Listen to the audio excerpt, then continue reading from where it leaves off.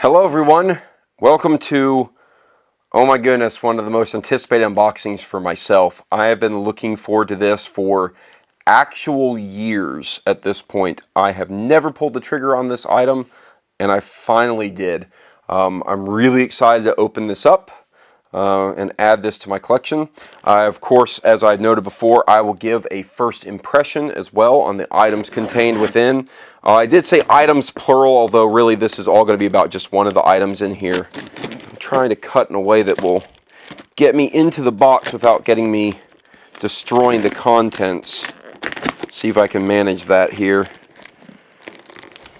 Well, there we go. All right. Now I purchased this off of Cult of Athena. Kind of the good go-to when you're trying to get items not only at a good price, but also that are ready to ship. Because a lot of times if you're buying directly from manufacturers, you're going to run into some issues with that. The next video that I'll probably post after this unboxing will be a first impression of the Albion Kern. And of course, I'll have some comments to say about wait times on that. But let's open this up, see what's inside. Of course, this is, as I say, Cult of Athena, so they have a lot of packing paper here. So I'm going to make a huge mess and a lot of noise. All right, this is the first item. This is the one I'm not going to talk a lot about because it's honestly going to be partially unexcited. Anyone want to take a guess as to what this is based on this pommel design here?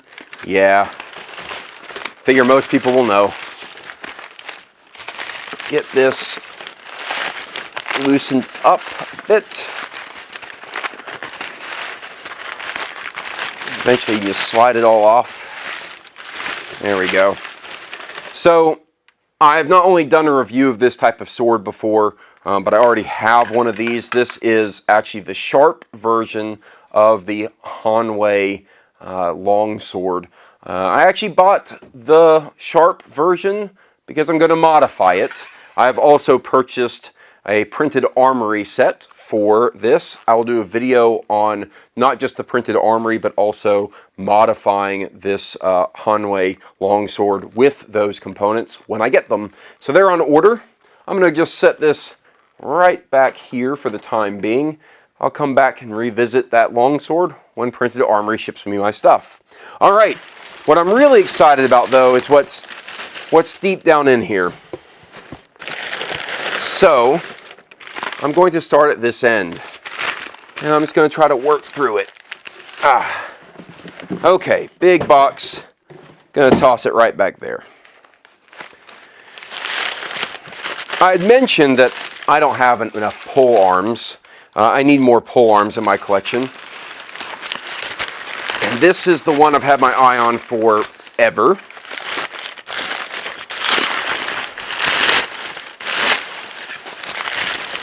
And it is the Arms and Armor poleaxe. They actually have a little leather thong they've put on the tip here. Pretty interesting. I'm going to see if I can get that off in any easy way. It's been done for the purposes of shipping, I'm sure. There we go. All right, there we go. This poleaxe right here. I have been waiting to get this because, in my opinion, this is one of the single greatest designs for a poleaxe. It has everything you would want. It has all of the fixings, as it were. I'm from the South, so I use terms like fixings. It has all the features you'd really want in a good poleaxe, including nice long langets and a nice rondel, which is sometimes things that are missing from a lot of more modern interpretations, as well as some historical poleaxes. So first impression time. There's a piece of paper here. It tells me what this item is. I'll probably just try to tear that off. Does not want to come off. There we go. So first impressions. This thing is extremely heavy. Wow. Holding it where the rondel is, you can feel all that weight pulling down. To give you an idea, balance point is right about here. A little bit further back. So you can see that you're going to feel all the weight pulling down when you're holding this. It's a lot easier to hold up but I can feel the heft of this. This weighs a lot more than you'd think. Given the size of the head, it looks very deceiving because this hammer piece on the back is really massive. It's actually really thick, and you can tell it's going to add a lot of weight. And so the weight of this thing overall, yeah, you can really feel it. It's going to be a little bit sluggish. I'm going to get a workout trying to use this thing.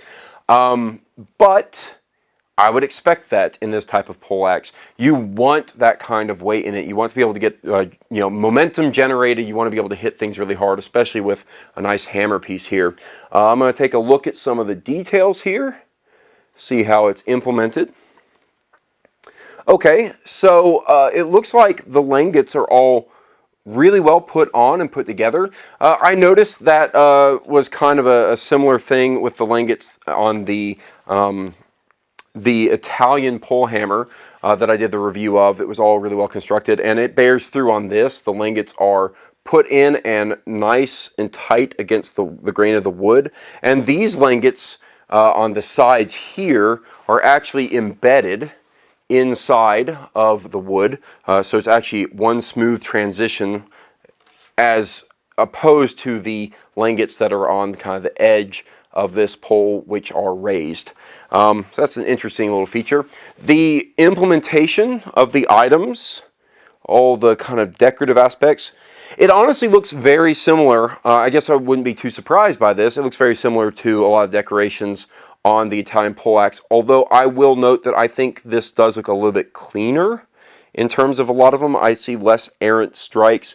So just as a note, and there's no way to really see this, but there's a couple of decorative elements right here on the edge of this hammer piece that aren't quite as symmetric as you would want, and you can see some errant strikes on it. I imagine when I do the full-blown review of this thing and get nice close-ups with the video, you'll see some of those, as it were, flaws.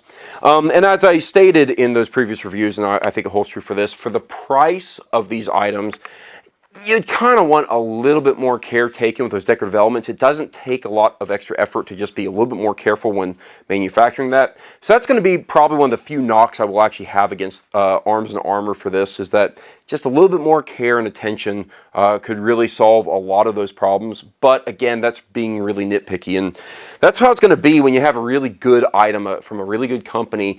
Really, your only complaints are going to be kind of those nitpicky items.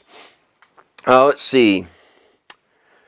The sharpness of the axe head is, certainly not like razor sharp. I wouldn't even say it's actually cutting sharp in terms of a slicing action. I would imagine, though, much like any real axe, you get some momentum behind it, it will split something. It will probably cut things in half pretty easily. Tip nice and sharp on the spear point, and this hammer piece. This is actually one of the things I really like about the design of this poleaxe. And I seem to remember the first time I ever actually saw this poleaxe was not from Arms and Armor, but it was actually behind Matt Easton in one of his videos he was doing on museum poleaxes. And I was like, oh, I really like that design. Oh, look, Arms and Armor makes this type of weapon. I'm going to have to go pick one of those up. But what I really like about it is this looks like a meat tenderizer. I talked a lot about it in the Italian poleaxe review, that those kind of designs, those kind of teeth designs, are meant to kind of help it grip when it hits something such as plate or something like that, because it's really easy to glance off, and if it's a really just kind of solid, flat surface. So these kind of things grip in, and especially if it's hitting something other than plate, like human skin, it's going to just do that much more damage. It's really going to tear into your target, which is really what it's designed for. Surprise, surprise, a weapon in the Middle Ages was designed to inflict pain and damage. They've done this kind of decorative end cap. Generally speaking, when you have an end cap, it's meant to not only protect the tip, but it's also meant to add some counterweight, because as I said, this is very heavy towards the headpiece, and so much so that it really takes a lot of effort to offset that. If this was a little bit heavier, that balance point would shift closer to my hands. It might be a little bit easier to hold. This is actually a very light end cap, so it doesn't quite have the effect that I'd want it to have. And it's a little bit interesting in its design as well, because it doesn't quite match the shape of the shaft in terms of the kind of octagonal shape. What that means is it actually looks like it's crooked, but it's not. It's kind of almost an optical illusion, which is strange. But yeah, this thing feels nice and solid.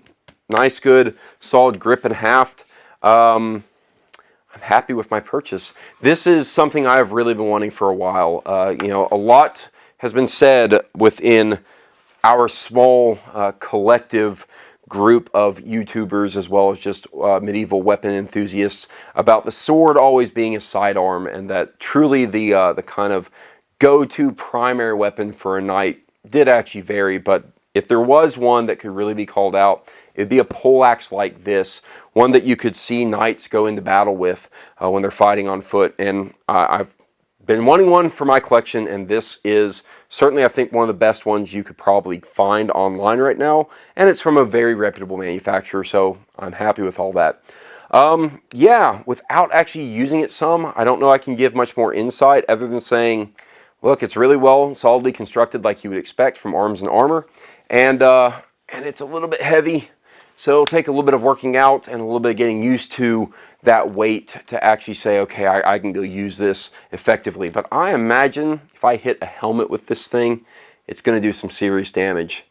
So I guess we're going to have to wait and find out when I do a review on it. Cheers, everyone.